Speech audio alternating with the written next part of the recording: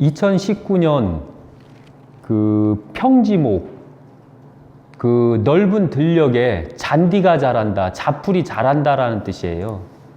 그렇기 때문에 저 황금돼지는 될 수가 없고, 황금돼지는 그 2007년도가 7년도 옥상토가 황금돼지였거든요. 그런데 2019년은 그 평지목이기 때문에 녹색돼지, 들돼지 연도입니다. 들돼지 연도에는 안타깝게도 우리 국운이 너무 쇠퇴하고 너무 안 좋기 때문에 그 되도록이면 사업한다던가 어떠한 큰 뜻을 세운다면 다 접어주시는 게 좋을 것 같아요. 그리고 당분간 그 어떠한 발전적인 일은 하지 마세요. 그리고 본격적으로 시작되는 건 이번 2019년 음력 5월부터 우리나라는 급격하게 쇠약에 들어가요. 그렇기 때문에 큰 뜻을 세워서는 안 되고, 이번 기회를 조금 과거를 생각하는 연도로 잡고 더 좋은 나라를 만들 수 있게끔 우리 스스로가 더 강해지는 연도로 만들어주는 게 좋을 것 같아요. 그래서 2019년 그 기해년 새해 복 많이 받으시고, 어렵더라도 꿋꿋하게 버텨주신다면 해는 뜰 것 같으니까, 그렇게 하고 새해 복 많이 받으세요.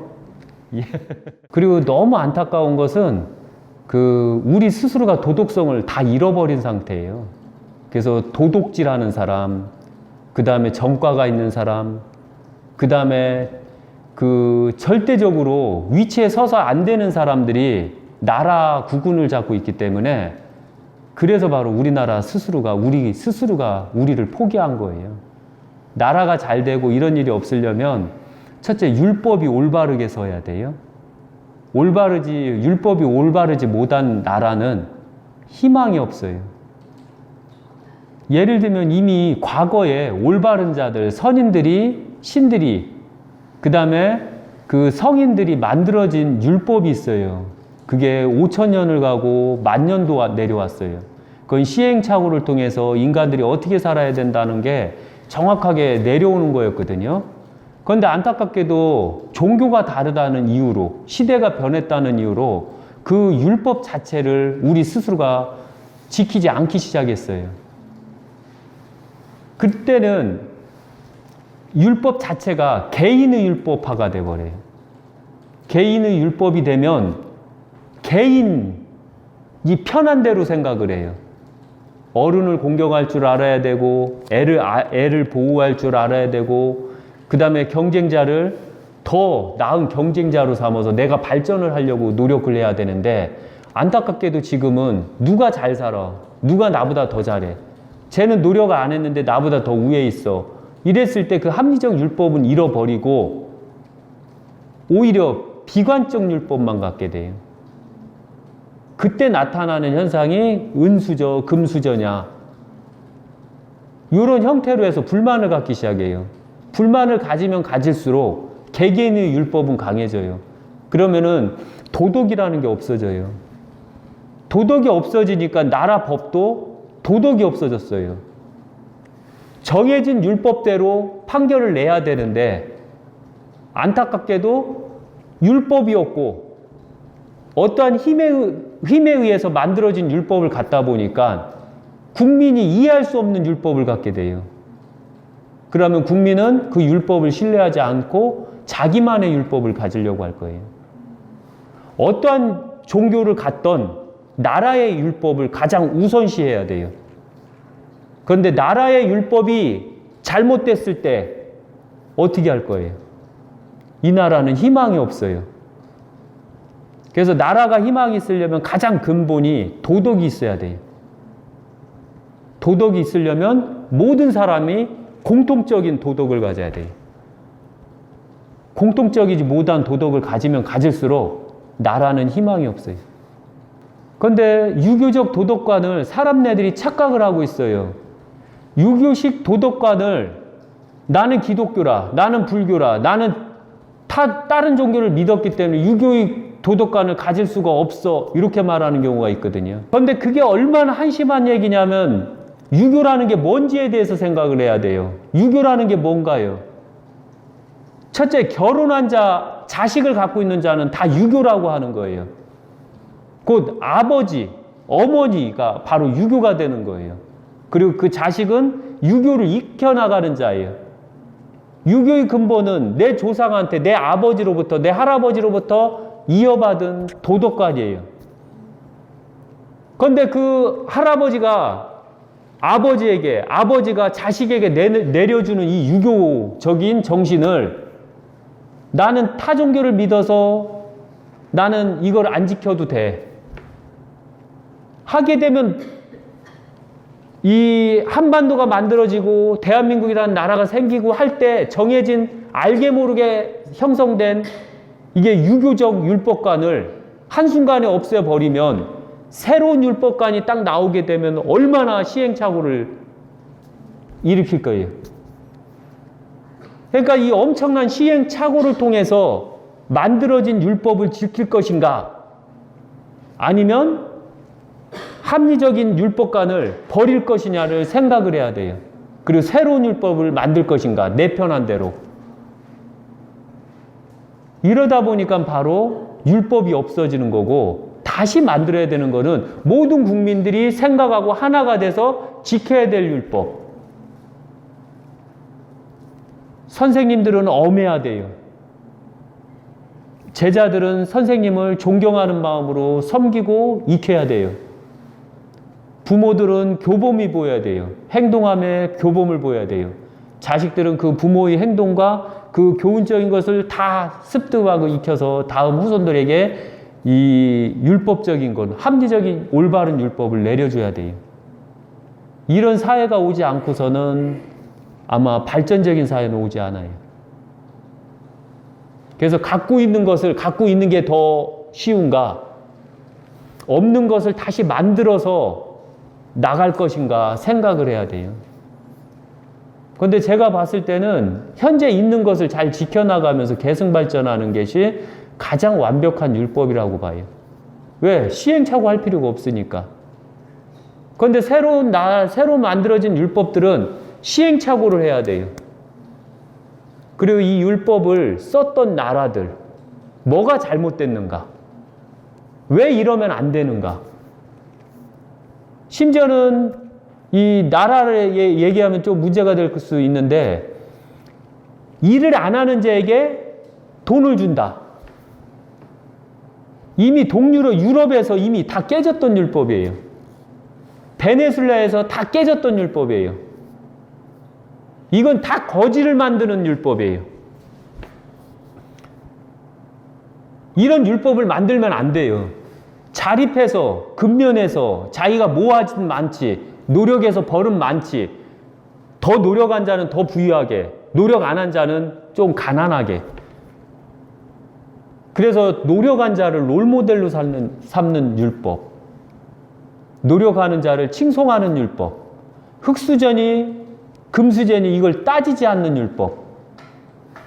쟤네 할아버지가 부자였지, 네가 손자가 네가 부자였냐, 네가 돈 벌었냐, 이걸 비아냥거리지 않는 율법. 옛날에는 이런 거 비아냥거린 적 없었어요. 그런데 언젠가서부터 이 잘못된 율법 때문에 바로 이런 걸 뺏기 시작했어요. 이게 바로 유교관을 해친 거예요. 그래서 합리적인 율법은 모든 사람이 지킬 수 있는 율법, 그리고 과거에 우리 역사는 엄청나게 길고 우리 역사는 잘 보존되어 있기 때문에 그 역사 속에서 교훈을 잡고 그 역사 속에서 만들어진 율법 속에서 대한민국을 이끌어 나간다면 대한민국은 엄청나게 행복한 나라가 될 수 있어요. 그러나 대통령이 누가 돼서 율법이 달라지고, 대통령이 누가 돼서 율법이 달라지고, 계속 율법이 달라지면 국민들은 쫓아가기가 힘들어요. 언젠가서부터 국민들은 노력을 안 하고 얄팍해지기 시작했어요. 그러다 보니까 대한민국은 율법이 사라졌어요. 안타깝게도. 그래서 현재 대한민국 율법은 율법이 아니에요. 왜? 정해진 대로 벌을 주고 정해진 대로 형을 주면 돼요. 가난한 자가요, 빵을 훔쳤어요. 그런데 이게 상습적이다라고 해서 1년 6개월을 선고받았어요. 그런데 어떤 사람은 그 나라 돈을 엄청나게 횡령을 했어요. 20억, 30억, 100억을 횡령을 했어요. 그런데 이 사람들은 변호사 잘 샀어요. 그 돈으로. 횡령한 돈으로. 해서 무죄도 나오고요. 증거 없다 이렇게 나오기도 해요. 이미 그 사실이 있는데도 없다라고 나와요. 이러기 때문에 율법이 깨진 거예요. 율법의 잣대는 빵의 잣대, 이 단위가 크면 큰 것에 대한 잣대를 펴야 돼요. 크면 크고 작으면 작게 잣대를 정확하게 구분해야 돼요. 그게 바로 율법이에요. 그리고 엄연히 모든 거에 율법에는 증거를 중심으로 선택한다라고 돼 있어요. 율법을. 그런데 안타깝게도 우리는 그게 없었어요. 그 다음에 또 하나 뭐냐면은 감정. 어떻게 율법이 감정에 따라서 움직여요? 절대 율법은 감정이 들어가서는 안 돼요. 오직 중심에서 공정해야 돼요. 그게 율법이에요. 그런데 우리 스스로가 그 율법을 다 잃어버렸어요. 또 율법에는 종교가 들어가면 안 돼요. 그럼 유교는 종교가 아닌가요? 물을 때 유교는 절대적인 종교예요. 왜? 너의 아버지가 절대적이고 너의 어머니가 절대적이에요. 너의 조상이 절대적이에요. 이건 절대적이 나를 만들어냈으니까요. 그리고 내가 지식을 갖고 생각을 갖고 행동을 가질 때까지는 그 부모의 율법대로 가야 돼요. 이걸 종교라고 해서 이거는 지켜야 되고 다른 종교라고 해서 이거는 지키면 안 됩니까? 이게 아니에요. 부모가 가르쳐준 것은 왜 종교로 나눠줘야 돼요. 더 종교에 더 상승해 있다라고 나눠줘야 돼요. 예. 그러니까 다른 종교는 내 부모가 나를 태어나게 했고 태어나게 했으니까 그 다음부터 만들어지는 종교예요. 그런데 내 부모는 나를 만든 자예요. 만든 자의 율법하고 내가 태어나서 생각과 행동을 가질 때 본 율법하고 어떤 율법을 더 우선시해야 되는지. 부모는 자식에게 사기 잘 안 쳐요. 자식은 부모에게 사기를 쳐요. 반대로. 종교는 신도들에게 사기를 쳐요. 간혹가다 신도도 종교에다가 사기를 쳐요. 그런데 여기서 말하는 것은 사기를 안 치는 부모. 그게 완벽한 종교고 그 율법 속에서 만들어내야 돼요. 그래서 어른 공경하라, 이웃집 공경하라, 항시 나갈 때 행동 조심해라, 어른 앞에서는 공손해라, 항시 인사를 잘해라. 이게 바로 부모가 내려준 유교의 율법이에요. 제가 봤을 때는 가장 완벽한 율법이에요. 제가 하는 유튜브를 보고 그 다음에 내 부모가 가장 합리적인 유교인가 비합리적인 유교인가를 명확하게 논해야 될 것 같아요. 만약에 부모가 비합리적인 유교다라고 하면 부모는 유교를 제대로 안 배우신 분이에요. 그리고 내 부모가 합리적이다라고 하면 그 부모는 이 유교를 제대로 배우신 분이에요. 그리고 또 유교를 제대로 배운 사람들은 추석, 설날, 기일날, 제사를 잘 지내시는 분들이에요. 단 싸움 없이, 싸움을 안 하면서 서로 화합하고 서로 웃으면서 서로 즐거워하면서 그리고 부모 어머니를 공경하고 그 다음에 내 가족을 공경하고 내 자식을 공경할 수 있는 그런 가정을 세운 사람들은 제가 봤을 때는 합리적인 유교를 갖고 있다고 봐요. 그러나 합리적이지 못한 유교는 부모하고 싸울 것이고 자식하고 싸울 것이고 가족들하고 항시 싸움이 있을 거예요. 그걸 합리적이라고 할 수는 없어요. 왜냐하면 조상 앞에서 누가 싸워요?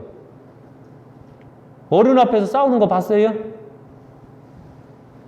그런데 쌍놈들이나 하는 얘기예요.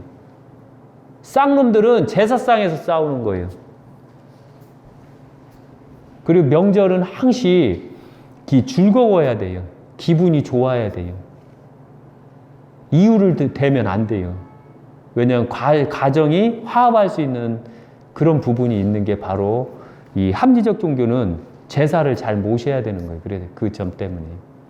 내 조상이 딱 참관을 해요. 그리고 대접을 해요. 그리고 남는 음식은 이 할아버지께서 다 드시고 우리에게 남겨주는 제사예요. 제사밥이에요. 그래서 복음식이라고 그래서 그것은 아주 복이 많은 음식들이에요. 조상이 내린 음식. 그래서 그거를 음복이라 해서 제사가 끝나면 식구들끼리 오손도손 다 모여서 선조께서 내려줄, 비록 내가 이 제사상을 차려줬어도 선조님께서 드시고 내려준 복음식이다 그래서 그 음식을 많이 먹는 거예요.